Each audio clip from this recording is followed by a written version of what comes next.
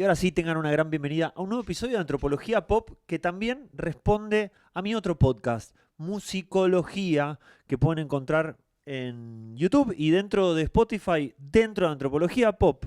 Eh, Les traigo hoy una propuesta. Hoy voy a tener una especie de ping-pong creativo con ustedes para pensar el nuevo disco de Fito Páez, Novela, para reimaginar este nuevo viejo disco de Fito Páez. Para quienes no estén al tanto, les cuento de qué se trata Novela, el último disco de Fito Páez. Acá sí tomo mis apuntes y ahora les voy a contar cuál para mí sería, cuál debería ser la propuesta de este disco para que este disco pueda tener un lugar dentro de la conversación de la cultura actual en torno a incluso lo que Fito Páez dice en esta visión como para algunos reaccionaria, conservadora de valorar la música de antes, la música del género rock por sobre la música urbana que carece de melodía, que carece de armonía, según dichos de Fito Páez, o algunos hasta incluso dicen que Fito Páez está haciendo justicia y que filosóficamente está trayendo un tema de combate contra la hipermodernidad, contra el hiperaceleracionismo,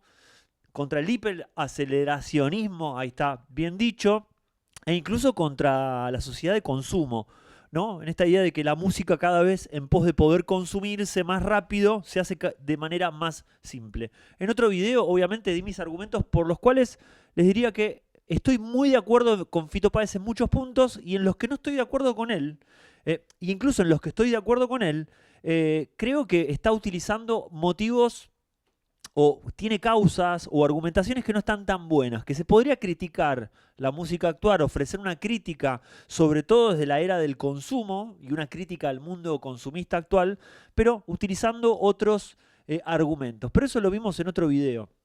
A raíz de todo esto es que Fito Páez un poco salió a hablar y a dar su comentario. Creemos, y este canal suscribe personalmente, la teoría de que también Fito Páez no deja de ser un artista con su ego y como este disco no tiene la centralidad que él esperaba, salió a generar un poco de revuelo, de escándalo, de conversaciones en los medios de comunicación, lo cual lo celebro porque hay una alianza entre la música pop y el escándalo, la escandalización.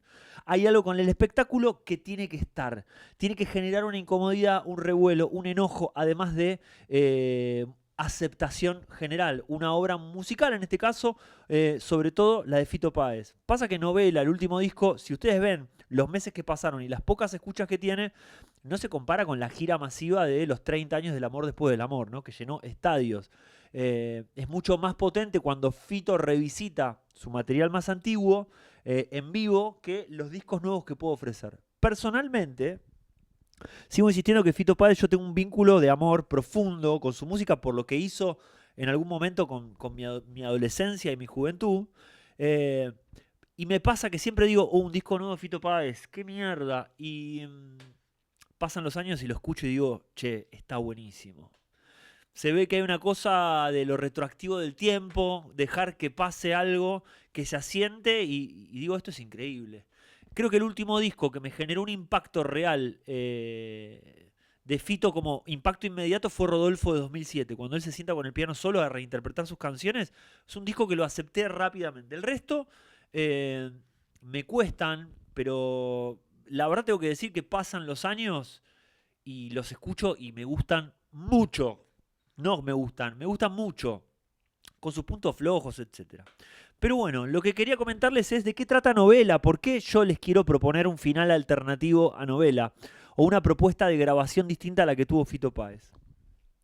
Novela es el álbum número 29 de estudio, que salió el 27 de marzo de 2025. Es una ópera rock, es un disco conceptual que cuenta la historia de fantasía y de amor entre unos personajes, entre ellos Jimmy, ¿no? El disco está inspirado en Cuadrofenia de The Who en el sentido de lo conceptual y de la ópera y del personaje. Acá en el tiempo, 15 años atrás, pensemos en Green Day con American Idiot, cómo revitalizó el género ópera rock con este personaje que en ese momento criticaba al mundo republicano y al estilo de vida norteamericano.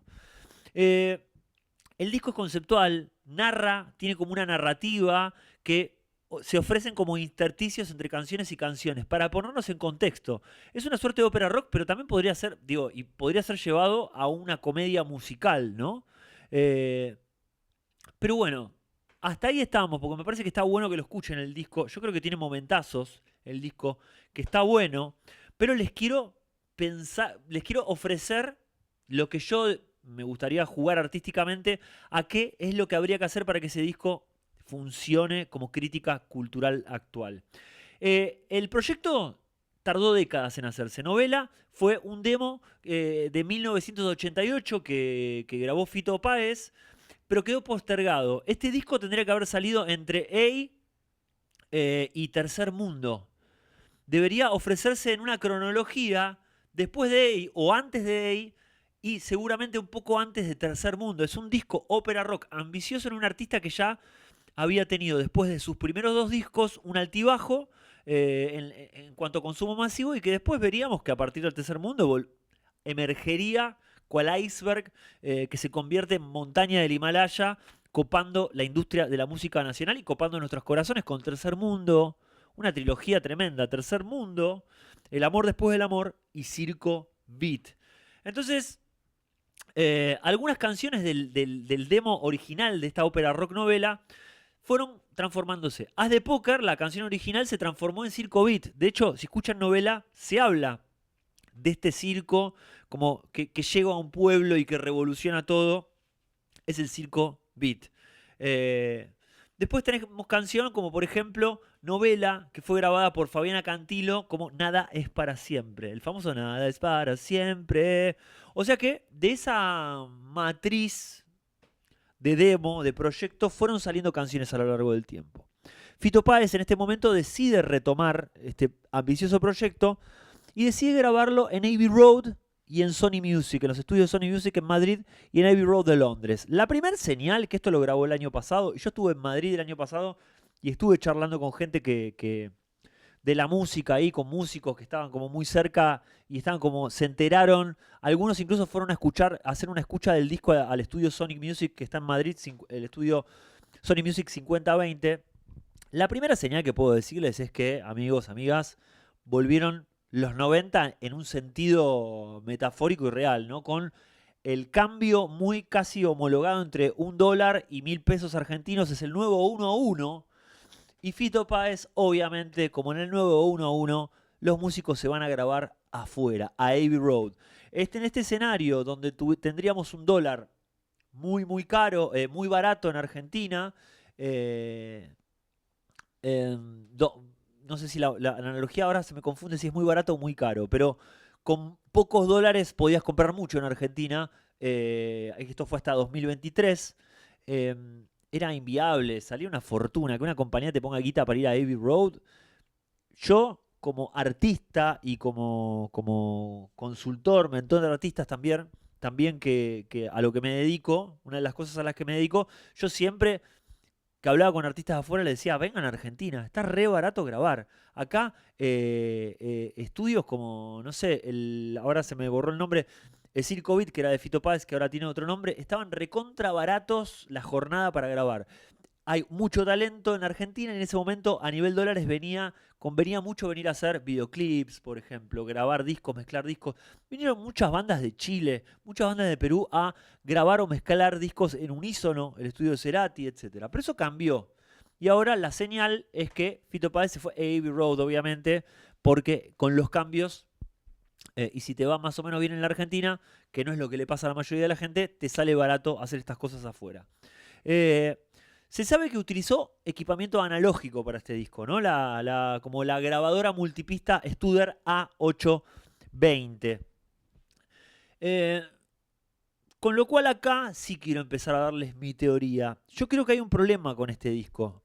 Este disco tiene material de 1988 hablando, primero de un Fito Páez de los 20 y pico de años, hablando sobre el mundo que veía y que le ofrecía 1988, discos con una mirada anclada en esa época.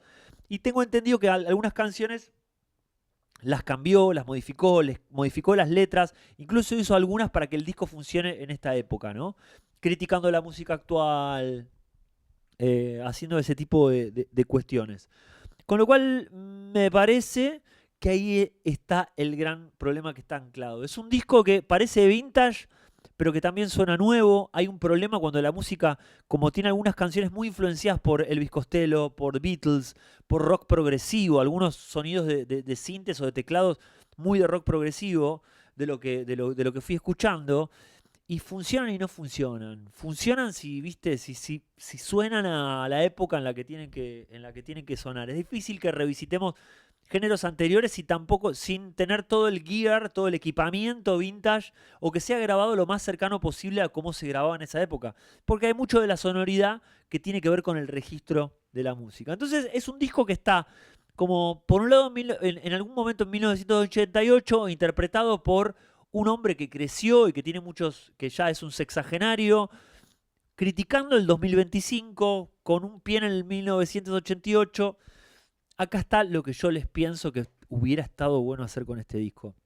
Hubiera sido genial si se hubiera hecho una arqueología, un trabajo arqueológico real, sonoro, de no utilizar algunos instrumentos clásicos para grabar, sino buscar el equipamiento y grabar exactamente como en 1988, eh, y pensarlo en un contexto de esa época. Y lo que para mí hubiera sido increíble es que ese disco, de repente, cuando se publique, apareciera en todas las plataformas en cronología 1988.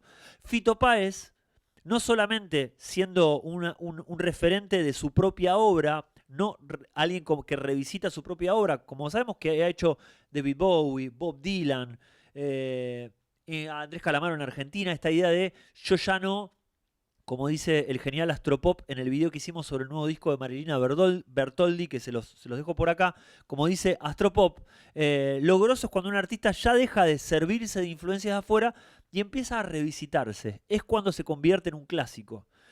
¿Qué pasaría si este disco se publica en Spotify como 1988 y nos aparece en el catálogo en medio de y en medio de tercer mundo, como debería haber estado la primera vez? Y no grabado con algunas cuestiones digitales y otras analógicas, sino full con la tecnología 1988.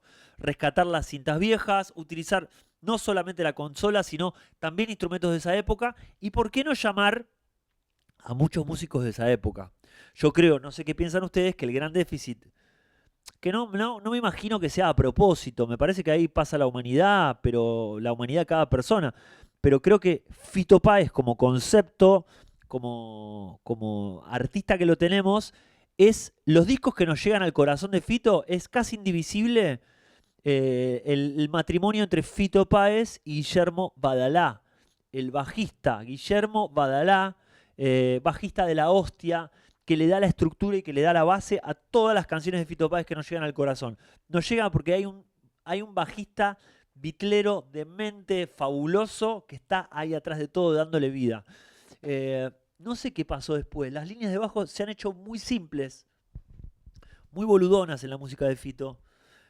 Eso no hace que uno no deje de amar esa obra, ¿no? Y como saben, este es un canal de YouTube y de Spotify donde hablar también es gratis.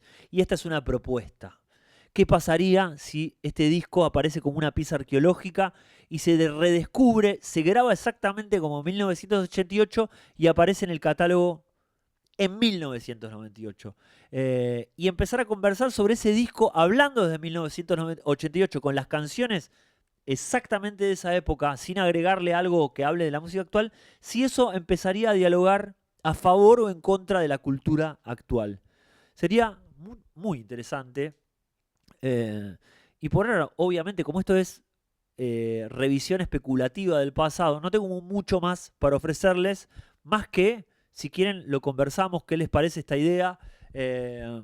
Y no sé, porque me imagino que debe ser muy difícil a nivel recursos conseguir cosas, etcétera. Y bueno, Fito Páez también quiso hablar sobre el hoy, revisitándose a él mismo, y es válido. Si les gusta esto, obviamente suscríbanse, la seguimos, vamos conversando, pongan like, comenten. Y si les interesa saber más sobre lo que hago, sobre mis cursos y mis shows en vivo, mis clases abiertas en vivo, con música en vivo, vean acá abajo en la descripción. Síganme, suscríbanse a mi newsletter y nos vemos en el próximo episodio. Un abrazo, chao.